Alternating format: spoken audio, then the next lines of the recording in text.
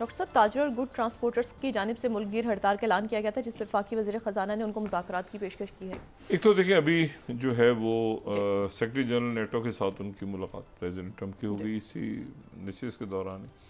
और 50 दिन का उन्होंने टाइम दिया है रशिया को कि 50 दिन में जंगबंदी की जाए, वरना ये है कि हम आप पे टैरिफ आयद करेंगे। 50 दिन, अब सही 50 दिन बहुत हैं 50 दिनों में। और साथ ये भी कहा है कि यूक्रेन को हम असला देंगे, लेकिन सारी पेमेंट जो है वो यूरोप के मुल्क करेंगे। मतलब हम यूरोप को बेचेंगे असला, और वो असला अगर उन्होंने आगे यूक्रेन को देना है तो यूक्रेन को दे दें। सही। इससे पहले ये था कि पाबंदी लगी हुई थी कि जी जी यूक्रेन को असला यूरोप के मुल्क नहीं देंगे। अब उन्होंने वो कहा है कि वो देना चाहें दे दें। कीथ के लोग जो हैं जी उनके नुमाइंदा खसूसी वो कीव में बैठे हैं। स्टीव वित्कोफ पीछे हैं और जी इस वक्त कीथ के लोग आगे हैं, जो मैंने पहले भी बात की थी। अब स्टीव वित्कोफ हर मुमकिन कोशिश कर रहे हैं कि किसी तरह गजा डील हो जाए। देखिए ये बड़ी एक शर्मनाक सूरत हाल है कि नेतन्याहू यहाँ से वाशिंगटन गया, वाशिंगटन जाके उनसे मिला, उनके साथ बैठा प्रेसिडेंट ट्रंप के साथ, एक दिन मिला, दूसरे दिन मिला, उसके बाद तीसरी दफ़ा जेडी वैन से बात हुई, कतर का डेलीगेशन गया। ये बड़ी बड़ी एक एम्बेरसिंग सिचुएशन है वाइट हाउस के लिए।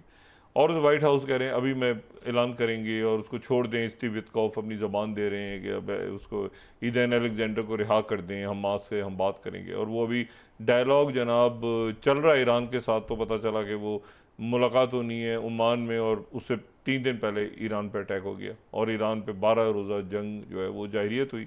लेकिन उस 12 रोज़ा जंग जो है उसके नतीजे में जो यानी ये वही तकरीबन 1 महीना है जिसमें ईरान ने उधर नेतन्याहू की तबीयत साफ़ की, और पाकिस्तान ने इधर भारत के 6 राफेल गिराए, और अभी तक वज़ीर आज़म नरेंद्र मोदी को नहीं पता कि क्या हुआ है उनके साथ। लेकिन उधर जो मसला ये है कि वो तो उधर तो गोल कोई अचीव नहीं हुआ। जी उधर तो कोई गोल अचीव नहीं हुआ, बल्कि बड़ी जग हंसाई हुई कि जी इसराइल के ऊपर कभी भी देखें, पहले भी अरबों की बहुत लड़ाई हुई और अरबों मालिक की, लेकिन ऐसा कभी नहीं हुआ कि तल अवीव को उन्होंने भूसा बना दिया।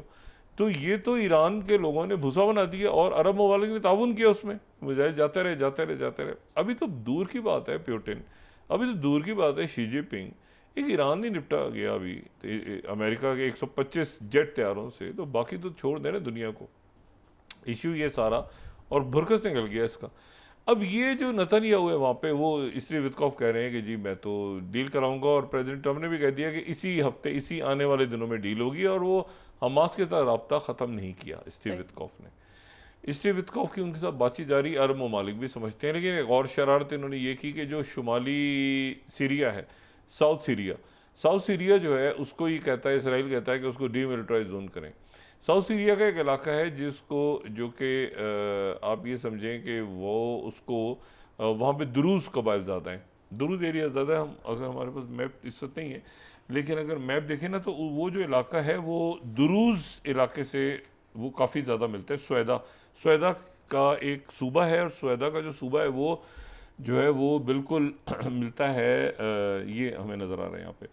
स्वेदा का जो सूबा है ये दमास्कस से जनूब में समझ लें इसको, लेकिन ये जॉर्डन के साथ इसकी, अच्छा यहाँ ये दुरूज़ यहाँ पे अक्सरियत में दुरूज़ रहते हैं। सही। अब यहाँ जनाब पिछले कुछ 24-48 घंटों से इन्होंने कोशिश की कि ये यहाँ पे सेक्टेरियन वायलेंस हो जाए। 100 से ज़्यादा लोग यहाँ पे मारे गए, सिक्योरिटी फोर्सेस के लोग भी मारे गए। ये अहमद शरा की के सीरिया की बात कर रहा हूँ मैं।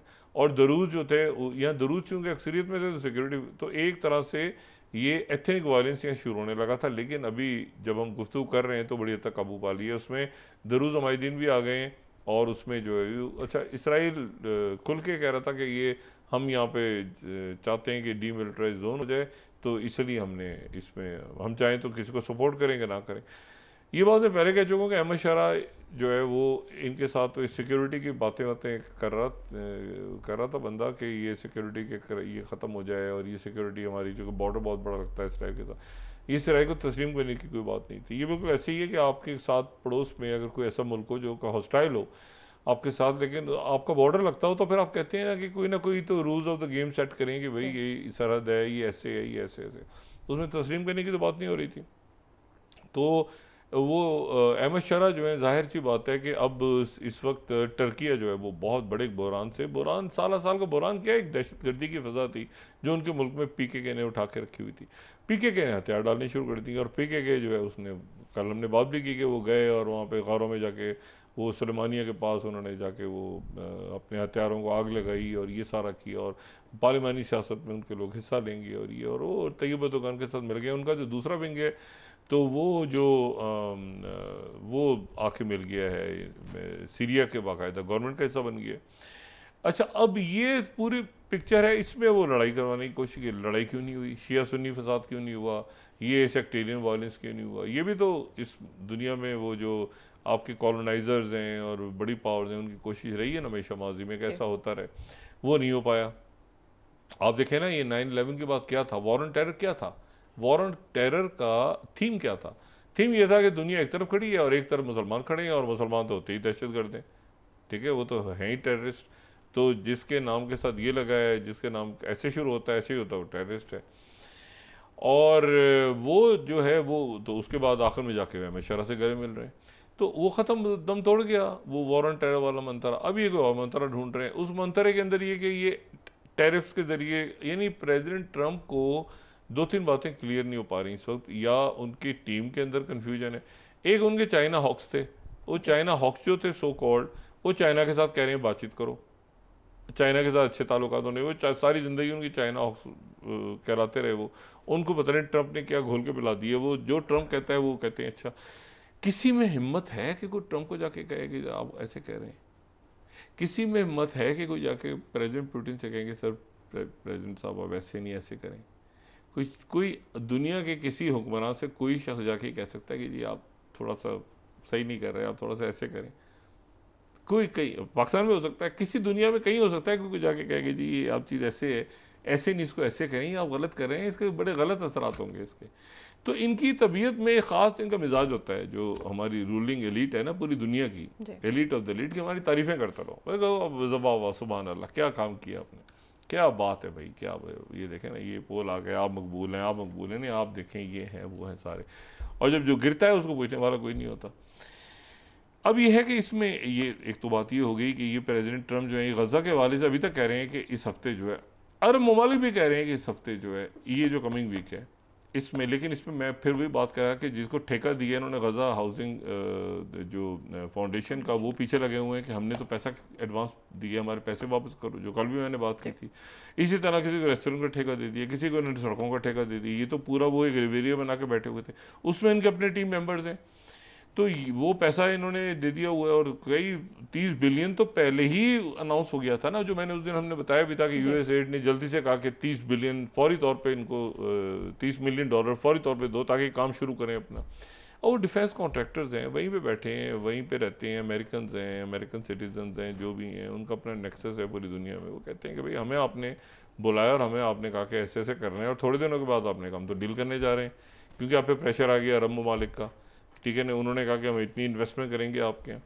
तो ये एक इसमें घूम, और कहीं के एप्स्टीन फाइल्स आ गई बीच में, वो लेके घूम रहे हैं। एप्स्टीन फाइल्स एक बहुत बड़ा क्राइसिस है, आप लोकल अमेरिकन टीवी चैनल्स देखें तो एप्स्टीन फाइल्स ही आपको डिस्कस होती नजर आ रही हैं। इसे कोई कह रहा है इसका नाम है, कोई कह रहा है बरतानिया के शाही खानदान का नाम है, कोई कह रहा है इसका नाम है, कोई कह रहा है वो, एनीवे। अच्छा, इसी दौरान जो है वो कल बड़ी इंपॉर्टेंट कॉन्फ्रेंस शुरू हो रही है, और वो शंघाई कॉरपोरेशन SCO की कॉन्फ्रेंस है। उसमें जो भारतीय वज़ीर ख़ारजा हैं जयशंकर, उनकी आज मुलाकात हुई है चाइना के, ये कोई 5 साल बाद वहाँ गए हैं जयशंकर, और इनकी मुलाकात हुई है वांगी से। ये शंघाई कॉरपोरेशन ऑर्गेनाइजेशन बड़ा एक इम्पॉर्टेंट फोरम है, और इस फोरम को अपनी जगह इंटरेक्ट रहना चाहिए और आगे चलना चाहिए। लेकिन मसला ये है कि इस फोरम में जाने से पहले जो है वो इनकी बात तो हुई है, लेकिन चाइना ने उससे पहले एक इनको मैसेज भेज दिया है कि ये जो है ये आपको जो है, ये मैं इंडिया टुडे कोट कर रहा हूँ 34 ahead of Jaishankar visit, China से इसके Dalai Lama succession is thorn in India ties. अच्छा, अब सिर्फ मामला नहीं रहा LSE के ऊपर, मामला जो है वो LSE का भी नहीं रहा मामला, इसमें दलाई लामा भी आ गया है, इसमें ये कि क्वाड, इसमें आपने किस तरफ जाना है, कहाँ खड़े होना है, और फिर ये ज़हन में रखें कि इनके जो ऑफिसर्स हैं, और ठीक है उनकी बात, हमारी चाइना के साथ एक स्ट्रेटेजिक पार्टनरशिप है, बड़े ज़बरदस्त हमारे चाइना से ताल्लुकात हैं, लेकिन उसमें यह कि चाइना की बहुत सारी पॉलिसीज़ हैं जो अपनी है, हमारी पॉलिसी बहुत सारी अपनी है, कुछ मामलों पे हमारा चाइना एक सारे मुल्कों का ऐसे दुनिया की टर्की की जो पॉलिसी है वो पाकिस्तान की सारी वही पॉलिसीज हों। भाई टर्की नेटो का मेंबर है, पाकिस्तान टर्की नेटो का मेंबर कहाँ से आ गया? तो बात यह है कि लेकिन बहुत सारे मामलों पे टर्की हमारे साथ है और हम अपनी टर्की हमारे स्ट्रेटेजिक। अब इन्होंने ये टर्की पे भी चढ़ाई कर दी, इन्होंने चाइना को भी इन्होंने कर दिया कि चाइना था, टर्की था, ये 3 फ्रंट वॉर थी, पता नहीं क्या था, खुदा जाने। वो एक मसला चल रहा है, ये अभी छिड़ा है इन्होंने। उससे पहले वो गलवान और वो LAC का मामला सारा चल रहा है, अरुणाचल प्रदेश, और वो सारे नाम वाम जो मैप उन्होंने जारी किए हैं। और साथ ही इन्होंने दलाई लामा का, अभी ये देखें ना, इंडिया टुडे जो बात कर रहा है, ये इंडिया टुडे ये कह रहा है कि जी 34th ahead of Jaishankar visit China says कि Dalai Lama succession is thorn. इसको ये इशू करें। और times of India 31st slide अगर हम देखें, shooting oneself in foot ahead of Jaishankar visit Beijing says के Tibet issue is thorn in India China ties claim Dalai Lama issue is internal matter, हमारा internal matter है। ये दलाई लामा के इशू को मेरे ख्याल से 5-6 साल से तो मैं डिस्कस कर रहा हूँ, और मैं ये हमेशा कहता था कि मुझे नहीं पता कि दलाई लामा का, मेरी कई दफ़ा आपके तस्दीक गलत होते हैं, मैं ये हमेशा समझता था कि ये जयशंकर और ये लोग कभी भी दलाई लामा के इशू के ऊपर, जो कि एक नॉन इशू है, इसके ऊपर चाइना से पंगा, मतलब चाइना के साथ नहीं बिगाड़ेंगे। इन्होंने बिगाड़ लिया चाइना के साथ, ठीक है। इन्होंने वो पूरी तकरीब की, किसके कहने पे की, क्या किया, उसके नतीजे में क्या टैरिफ इनके कम हो जाएंगे क्या, ये अच्छा उधर एल्बनीज का दौरा ज़बरदस्त चल रहा है, वो चाइना में, उनका चाइना में जो ऑस्ट्रेलिया का दौरा है उनको ज़बरदस्त चल रहा है। जापान और साउथ कोरिया और ये सारे मुल्क अपने रीजन में, जियोपॉलिटिक्स रीजन शुरू होती है। अगर आप रीजन में सबसे बिगाड़ के बैठे हैं, इतने बिगाड़ के बैठे हैं कि मुतबादिल सार्क वजूद में आ रही है, इतना बिगाड़ लिया आपने, इतनी दुश्मनियां कर ली हैं कि मुल्कों के इलेक्शन इस बात पे हो रहे हैं कि कोई यहाँ से, मतलब नो इंडिया, मतलब इंडिया आउट, इसके ऊपर इलेक्शन हो रहे हैं मुल्कों में। आप जरा सोचें, पाकिस्तान में इलेक्शन होता है तो कभी किसी मुल्क में इलेक्शन इस बात पे हुआ है? एक मुल्क में, आपका पड़ोसी मुल्क में इलेक्शन हो रहा है, इंडिया इन इंडिया आउट, इस पे इलेक्शन हो रहा है, कंपेन चल रही पूरी। इतना जिच कर दिया आपने। और ये इसी तरह से वो जो हसीना वाजिद पता नहीं कहाँ गायब है दुनिया के किस कोने में, उसके ऊपर आपने कि इसके बाद जो है वो जनाब हसीना वाजिद के बाद कोई बांग्लादेश होगा ही नहीं। अब जिच कर दिया आपने लोगों को। उसके नतीजे में ये हुआ है कि अब वो एक पैरेलल यहाँ पे सार्क क्या, मतलब मेरे ख्याल से उसमें SCO भी आ जाएगी, उसमें और मुल्क भी आ जाएंगे सारे, और ये बड़ा एक ब्लॉक बनेगा रीजन का। हो सकता है आसियान के बहुत सारे मुल्क आ जाएं इसमें। तो बात ये सारी कि ये सारा हो रहा है, तो इसमें इंडिया जो है वो दरमियान में दलाई लामा को लेके बैठे हुए हैं, और दरमियान में वो F-35 आएंगे, और ये होगा और वो होगा, और वो इंडोनेशिया को हम ये बेचेंगे, असला बेचेंगे, फलां करेंगे, ये करेंगे। मेरा ख्याल है जितनी जल्दी, मैं फिर बात कहता हूँ कि इनके जो ज़हीन और टैलेंटेड और अक्लमंद और बहुत ज़बरदस्त इनके साइंटिस्ट और सारे इनके जो पॉलिटिशियंस हैं, बाकी सारे इंडिया के और पॉलिसी मेकर्स हैं, जितनी जल्दी आके ये इस छोटे से ग्रुप को संभालेंगे ना, मुझे लगता है पूरी बीजेपी भी शायद साथ नहीं है। अरे मुझे लगता है कि थोड़े से लोग हैं, और वो पूरा कि अदानी और ये सारा ग्रुप जो है ना कैप्चर कर गया पूरा, और उससे ये निकाल के ये ताल्लुकात को बेहतर करेंगे अपने लोगों के साथ, पड़ोस पड़ोस के साथ। अदरवाइज तो इनको ये फारिग हो गए हैं बिल्कुल। इनको अमेरिका, ये अमेरिका EU को नहीं उसने छोड़ा, उसने कनाडा को नहीं छोड़ा। ये मुझे समझने में नहीं आता कि ये किस तरह की अपनी इन्होंने फॉरेन पॉलिसी डिज़ाइन की है 11-12 सालों में, और क्या हुकूमत सस्टेन करने के लिए, इलेक्शंस में जाने के लिए इस हद तक आप अपने मुल्क को बर्बादी के रास्ते पे ले जा सकते हैं। तो मेरे ख्याल से इनके जो लोग हैं जिनसे बात होती है, राब्ता तो बड़े ज़हीन लोग हैं, वो इसको उठा के कुछ ऊपर नीचे करेंगे, मोदी हुकूमत को कुछ करेंगे, कैसे इलेक्टेड हुकूमत है, कुछ कर भी नहीं सकते। तो मतलब ये है कि अब लेकिन कुछ ना कुछ तो करना पड़ेगा, वरना तो बिल्कुल इन्होंने खुटेला लगा दिया भारत को। जी बहुत शुक्रिया डॉक्टर।